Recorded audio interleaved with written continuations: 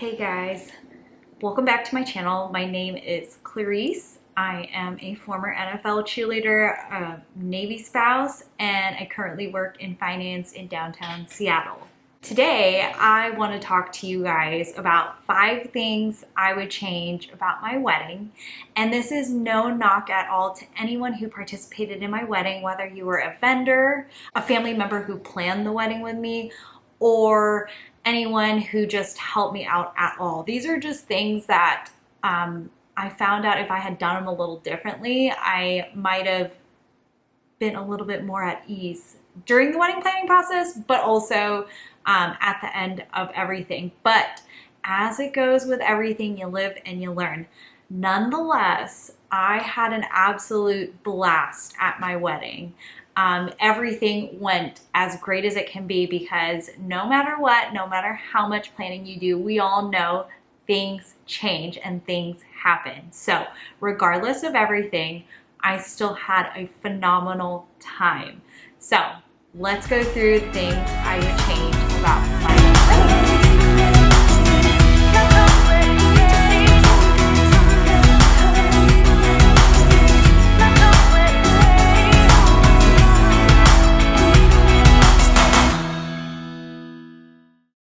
First thing I would 100% change or upgrade for my wedding was hiring my planner full time. I think I talked a little bit about this in my wedding vendors, repeats and regrets, but this is something like I deeply, deeply regret is not hiring my planner full time. I initially, when I went into the wedding planning process, I wanted to work with a smaller budget. I wanted to have a smaller wedding.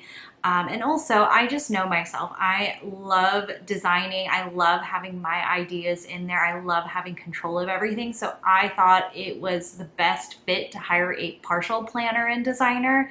But when it came down to it, it ended up being a lot. You know, working full time and planning a wedding, I know this is going to sound so ridiculous, but it really was a ton of work.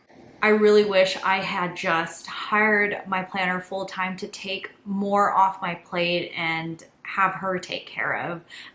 There was just one too many projects that I put on myself while working full time, and I'm not kidding. I was not only just working my job during the week, but then after work I would work on wedding projects. On the weekend I was working on wedding projects on top of like all the other things I had going on.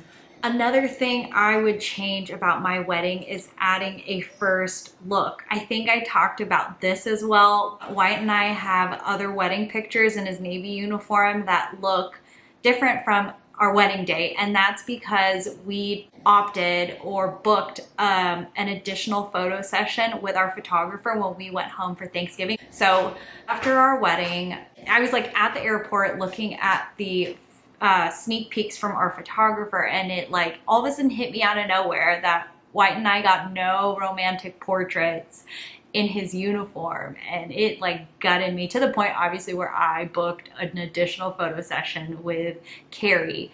Initially, when I went into the photography, or I guess the day of planning, I thought to myself, I don't want to add a first look. And a big reason why I didn't want to is because we were having a Catholic ceremony. Now, why does a Catholic ceremony affect this decision? It really shouldn't. Catholic ceremonies, I think the latest ceremony you can have is like 2 o'clock in the afternoon.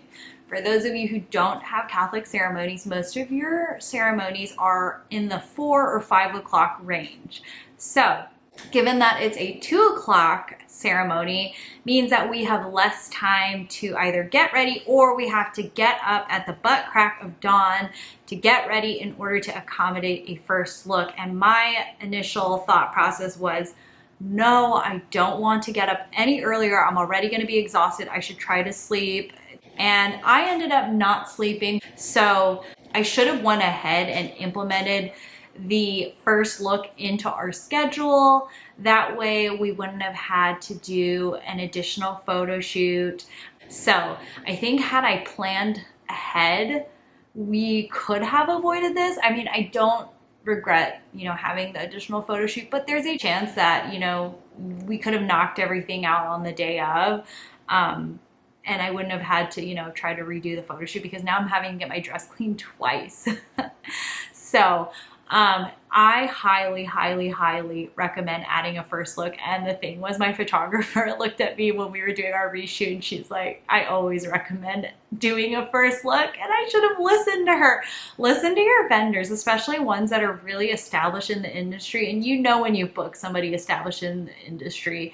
So I would listen to their recommendations. They do this weekend after weekend after weekend, and they know what they're doing. So I'd go with the first look, even if it means, you know, adding the extra time that you have to spend on your hair and makeup artist to get ready earlier. So they have early booking fees. Even if it means getting up earlier, you're not going to sleep anyway.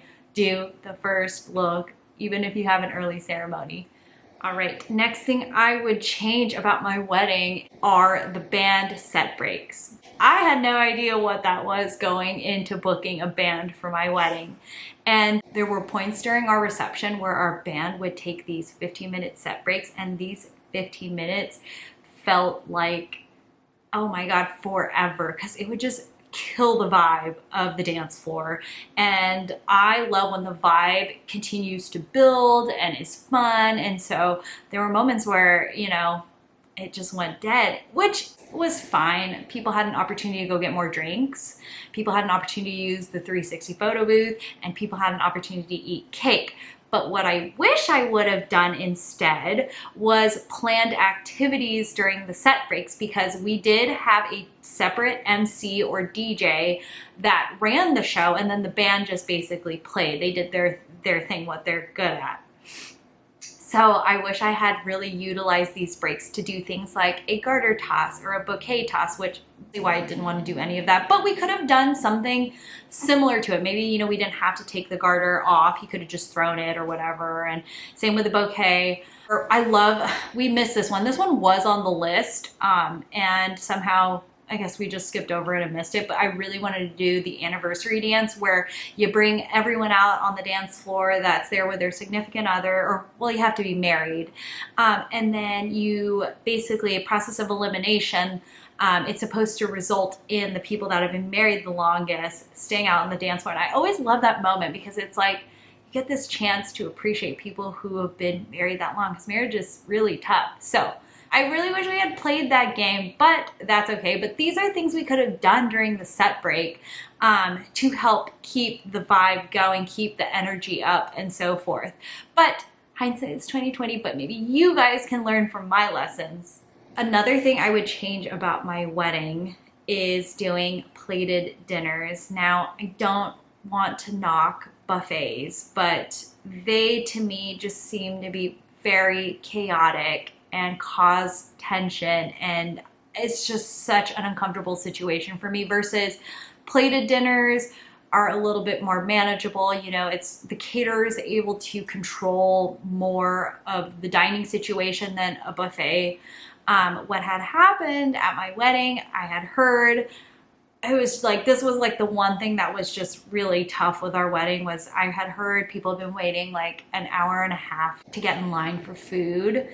I heard people were trying to go back for seconds, or if they were just trying to go get, I don't know, like a roll or something, they got yelled at. And so these are situations like I would prefer to avoid. And I feel like plated dinners, you typically avoid that kind of chaos. Now, plated dinners come with their own chaos, don't get me wrong. I've been to weddings where I've seen people send plates back because food hasn't been cooked all the way or was cooked too much. So I know both have their pros and their cons, but for me, buffets are just not for my personality. I don't mind it if I'm a guest going to another wedding. Like, I appreciate being fed, period. I mean, if you're paying for my meal and my drinks, I am at no right to complain. But as a host, and the way I like to have calm situations, I feel like plated dinners tend to offer a little bit more control. I think there are things we could have done to have made the buffet situation a little bit more manageable. Like, we had teetered on the idea of adding a second table, so it would create two lines around the buffet. Obviously, that would have raised our bill a little bit, because I think we would have had to pay for more staffing, which is fine. At least it would have caused less chaos. But That's one way. I think we could have made the buffet situation a little better, but I still vote for plated dinners. And finally, the fifth thing and last thing I would change about my wedding is being a little bit more mindful of activities that tend to pull your guests away from certain situations. So the example I'm talking about is our 360 photo booth. I loved this photo booth. They're so fun. It's like a new thing that we've brought to the game of picture taking, and they were really cool. And I put a compilation in my wedding week vlog, which I will link here. I love the part where I got to compile this video of all my guests doing it, and it looked really cool to see, you know, how much fun they were having. But I'm getting off topic a little bit here, but bringing it back, I'd be mindful about, you know, where you're placing it and the timing of it, because we had opened the 360 photo booth and made an announcement after dinner that it was open. And instead of everyone rushing to the dance floor to dance with the band, which is what I wanted to do, I was the first person on the dance floor. Go figure, I'm a dancer. Everyone ran to the 360 photo booth, and our dance floor was like slightly empty. And so I was like, what? People are not having fun. Like, nobody's on the dance floor. No, they were all in line for the 360 photo booth and getting drinks. Yeah, people ended up running to the 360 photo booth, which good for the photo booth for being that popular. I mean, props to them. All right, well, that wraps up the 5 things that I would change about my wedding. I hope you enjoyed it.